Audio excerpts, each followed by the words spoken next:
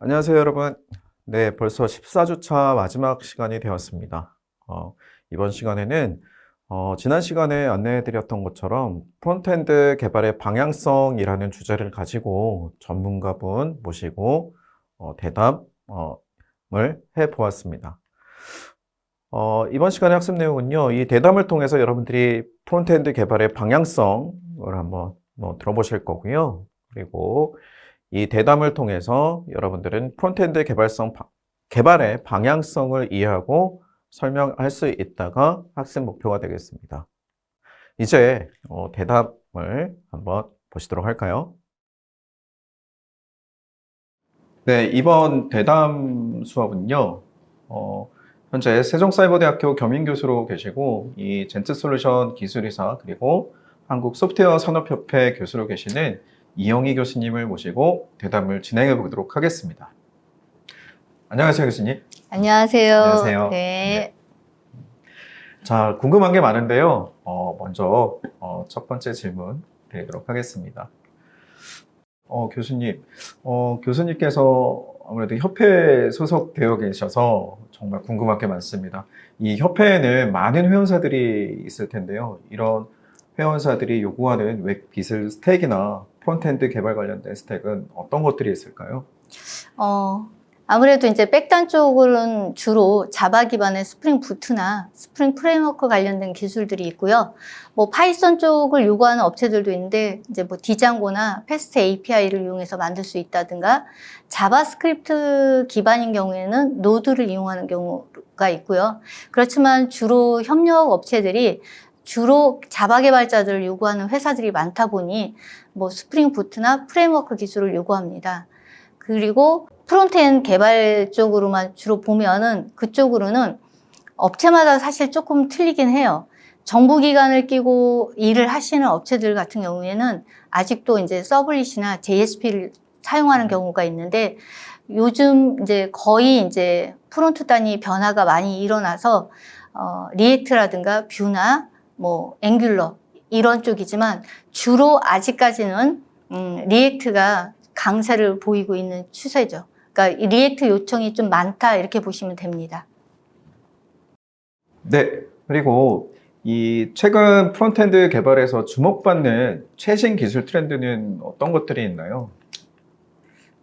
인공지능과 그 다음에 머신러닝을 통합한 형태라든가 또는 다중 플랫폼을 지원하고 최신 프레임워크 라이브러리를 활용한다든가 또는 보안과 데이터 프라이버시를 강화한 형태를 주로 트렌드로 가고 있고요.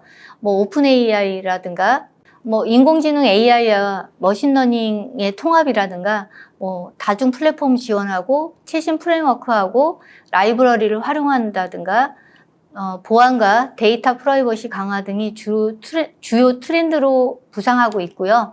오픈 AI, 구글 클라우드 AI라든가 애저 AI, 뭐 이런 다양한 AI, API를 활용해서 실시간 번역, 추천 시스템, 챗봇 등 사용자 경험을 향상시키는 기능을 구현하고 있습니다. 네, 잘 들었습니다. 네, 두 번째 질문을 드리는데요. 최근 프론트엔드 개발에서 가장 주목받고 있는 기술 스택이 무엇인가요? 최근에는 보통 리액트, 뷰, 앵귤러, 뭐 스벨트, 그리고 비트, 뭐 타입스크립트, 텔윈드 CSS 뭐 이런 것들이 있는데 리액트 같은 경우에는 2024년도에 4월에 이제 베타 버전, 19 버전이 나와서 많은 개발자들이 이제 관심을 갖고 있고요. 여전히 리액트가 인기가 가장 많은 편이다라고 볼 수 있습니다. 그리고 스벨트 같은 경우에는 이제 다른 프레임워크하고 좀 다르게 컴파일러로 작동해서 런타임에 불필요한 오버헤드를 줄일 수 있다라는 거랑 그 다음에 텔윈드 CSS 같은 경우에는 뭐 유틸리티 클래스 기반의 프레임워크로 디자인을 더 빠르고 효율적으로 구성할 수 있게 해줍니다. 그 외에도 이제 여러 가지 굉장히 좋은 도구들이 좀 많긴 합니다. 근데 지금 언급했던 내용들의 것들을 주로 이제 학습하시거나 주목받고 있는 애들이다라고 보시면 됩니다. 네. 최신 프론트엔드 프레임워크와 라이브러리 활용이 이제 중요시되고 있는데요. 그 이유가 뭔가요? 뭐 리액트나 뷰, 뭐 그리고 앵귤러 같은 이런 최신 프레임워크가 인기를 계속 갖고 있는데 사용자 경험을 최적화하는 데 큰 역할을 하고 있고요. 그 다음에 좀 개발자들에게 더 쉽게 개발할 수 있는 개발 효율적인 것들, 기능들이 더 추가될 것이라고 보고 있습니다. 그래서 뭐 개발의 효율성, 성능, 그다음에 유지 보수 이런 측면에서 웹 어플리케이션 개발에 중요한 역할을 하지 않을까 이렇게 바라봅니다. 뭐 성능 향상 같은 경우에 리액트는 그 UI와 독립적인 모듈로 나눠져 있어서 재사용이 가능하기도 하고 그 다음에 적은 코드로 효율적인 개발을 할 수 있기 때문에 좀 더 성능도 괜찮아지고 그다음에 비트 같은 최신 뭐 빌드 도구 같은 경우에는 빠른 빌드 시간을 제공해서 개발자가 실시간으로 수정한 내용을 바로 반영한다든가 테스트해 줄 수 있게 이런 속도를 크게 향상시킨다라고 볼 수 있습니다. 버추얼 돔 같은 경우에 실제 돔을 변경을 최소화해서 페이지 렌더링 속도를 향상시키고요. 스벨트 같은 경우에는 컴파일러 기반으로 동작하기 때문에 런타임 오버헤드를 줄일 수 있습니다. 뭐 유지보수 향상성, 뭐 재사용성과 그러니까 테스트를 용이하게 도움을 주기 때문에 코드를 유지보수하는 데 쉽게 만들 수 있다라는 것도 장점이죠. 크로스 플랫폼으로 개발할 수가 있는데 예를 들면 리액트 네이티브 같은 경우에는 리액트를 사용해서 모바일 앱을 개발할 수 있게 도와주고 있고요. 그다음에 Next.js는 서버 사이드 렌더링을 통해서 빠른 로딩과 서치 엔진 옵티마이제이션을 최적화를 지원하고 있습니다. 뭐 이로 인해서 웹과 앱의 코드를 재사용이 가능하지 않나. 그래서 개발 비용과 시간을 절약할 수도 있고 또 하나의 장점으로 보면은 이제 뭐 활발한 커뮤니티가 활성화되어 있기 때문에 그 서드 파트 라이브러리 도구들도 많이 제공되고 있어서 생태계가 활성화되어 있다라고 볼 수 있습니다. 네, 잘 들었습니다. 자, 다음 질문인데요. 앞에서 언급이 됐었던 테일윈드 CSS와 같이 유틸리티 퍼스트 CSS 프레임워크들이 인기가 높아지는데요. 그 이유는 무엇인가요? 테일윈드 CSS 같은 경우에는 유틸리티 프레임워크 개발자에게 그러니까 미리 정의된 유틸리티를 제공을 해줘요. 그래서 HTML 마크업 내에서 스타일을 조합하고 그러니까 디자인을 구축할 수 있도록 아예 지원을 해주고 있습니다. 이러한 접근 방식 같은 경우에는 개발 속도와 효율성을 극대화해서 코드의 유지 보수성을 향상시킬 수 있다라고 볼 수 있고요. 그래서 뭐 빠른 개발 당연히 이제 미리 제공되고 있기 때문에 작은 단위로 제공이 되고 있어요. 그래서 개별적으로 스타일을 정의할 필요 없이 HTML 안에 클래스만 추가하면 되기 때문에 개발 속도가 빠르다라고 볼 수 있고, 그다음에 반응 디자인 구현이 용이하다라는 건데 디자인을 쉽게 구현해 줄 수 있도록 도와주기 때문에 그렇고요. 그다음에 테일윈드 CSS 같은 경우에는 미디어 쿼리와 반응형 디자인을 그런 디자인을 위한 유틸리티 클래스를 제공하고 있습니다. 그래서 뭐 다양한 화면에 그러니까 다양한 화면 크기에 맞는 스타일을 조정해서 넣을 수가 있다라고 볼 수 있고요. 그 다음에 또 뭐 기본적인 스타일이 제공되고 있지만 개발자가 자기 입맛에 맞게끔 커스터마이징 할 수 있게끔 설정 파일을 제공해서 색상이나 폰트, 뭐 이런 간격 등을 세부적으로 조정할 수도 있습니다. 그로 인해서 이제 스타일의 일관성을 유지할 수가 있고, 뭐 사실 전체적인 CSS를 디자인을 수정하기보다는 클래스만 업데이트하면 되므로 그 디자인이 일관되게 유지될 수 있는 유리함을 갖고 있죠. 네.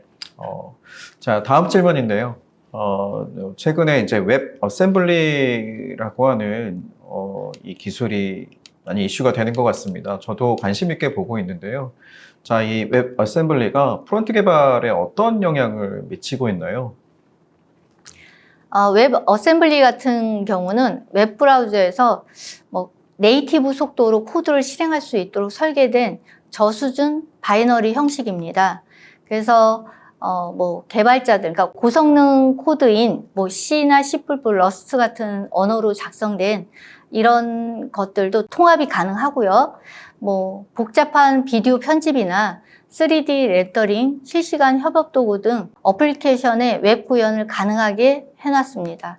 그래서 뭐 네이티브 속도에 가까운 속도를 낼 수 있고, 그 다음에 다양한 언어를 지원하기 때문에 웹 생태계에 큰 변화를 가져올 수도 있고, 그 다음에 대규모 어플리케이션 개발이 가능하고요.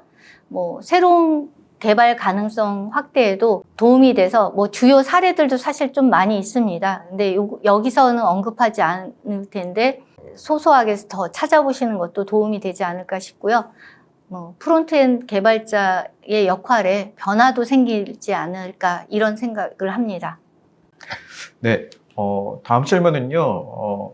역시 트렌드하죠. AI인데요. AI 도구, 최근에는 챗 GPT와 같은 생성형 AI들이 있고, 이런 생성형 AI를 활용하고 있는 도구들이 많이 발전을 하고 있습니다.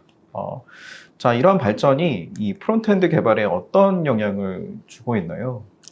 AI 개발 도구의 발전은 프론트엔드 개발자들에게도 이제 생산성 향상에 크게 영향을 주었다라고 볼 수 있어요.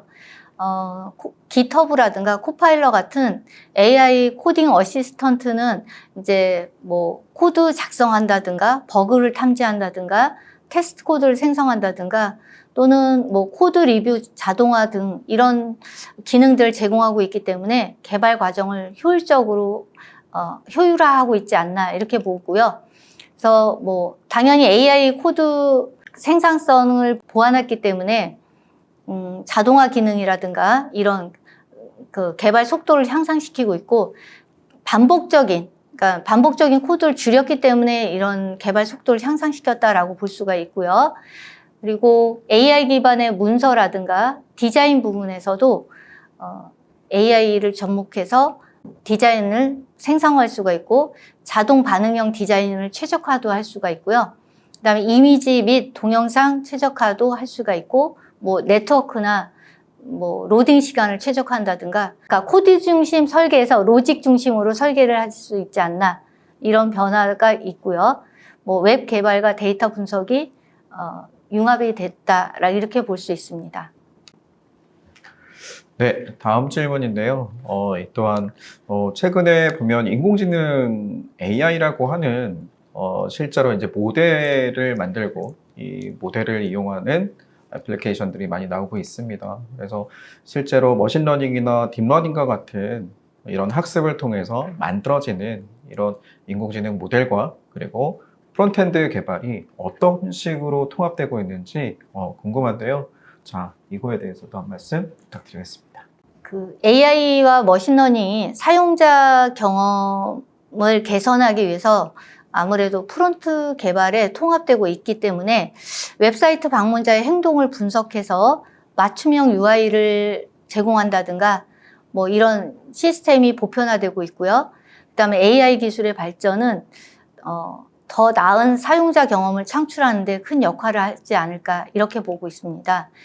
AI 기반의 챗봇이 통합된 형태로 음성 인식이나 음성 명령 같은 인터페이스들이 제공될 수 있고, 그 다음에 코드 자동화, 오류 수정 뭐 이런 것들, 그리고 실시간 영상 및 사진을 분석한다든가 검색, 그러니까 AI 기반의 검색이나 추천 시스템 이런 것들로 뭐 다국어를 지원한다든가 실시간 번역을 해준다든가, 그 다음에 웹 접근성이 향상돼서 전반적으로 프론트엔드 개발에 영향을 주지 않을까 싶습니다.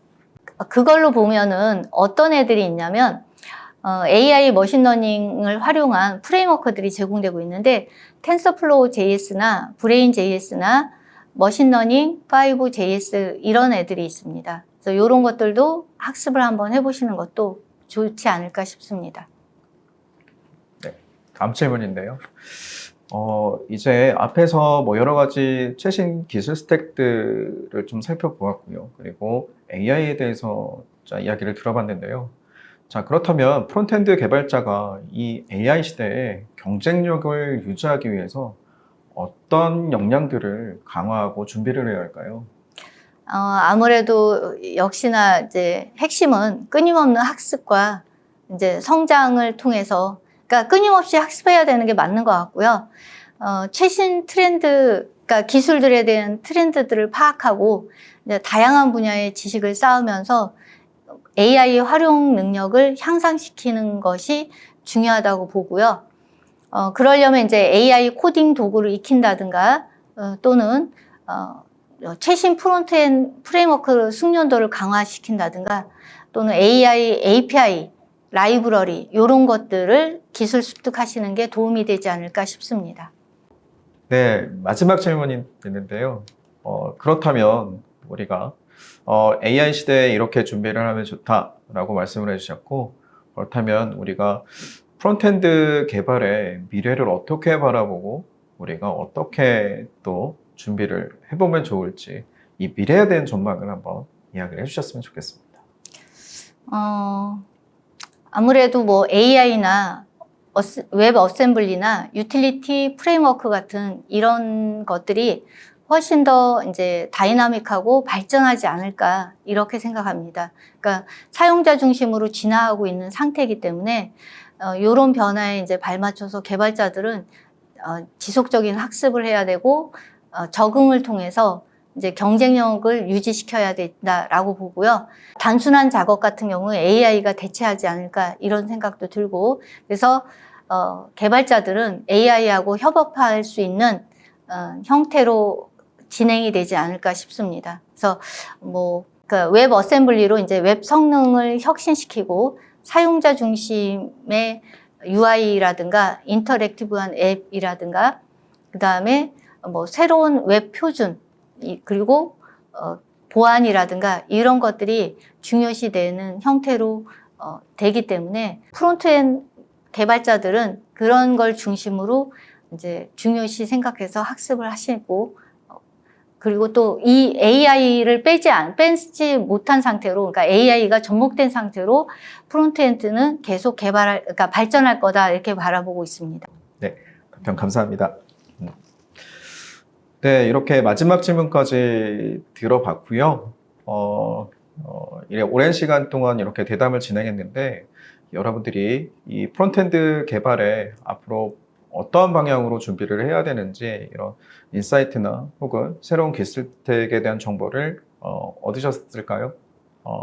자, 그런 것들을 얻으셨다면 이런 걸 기반으로 해서 앞으로 준비를 잘 하시고 그리고 계속 성장을 하셨으면 합니다. 자, 오랜 시간 동안 대담 참여해 주시고 답변해 주신 우리 이영희 교수님께 감사 인사드립니다. 네, 감사합니다. 고맙습니다. 네, 여러분들도 오랜 시간 동안 대담 시청해 주셔서 감사드리고요. 다음에도 더 좋은 교육 내용으로 또 찾아뵙겠습니다. 네, 감사합니다. 자, 대담은 잘 보셨습니까?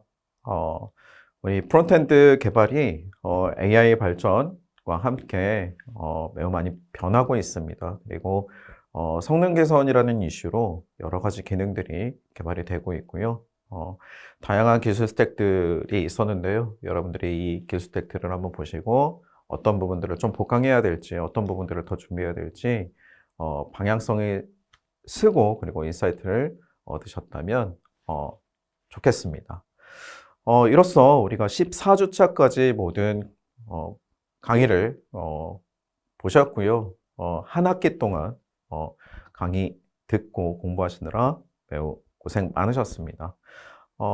이제 남은 기말고사까지 잘 마무리를 하시고요. 좋은 성적 얻고 좋은 성과 얻어가시길 바랍니다. 한 학기 동안 수업 듣느라 고생 많으셨습니다. 수고하셨습니다.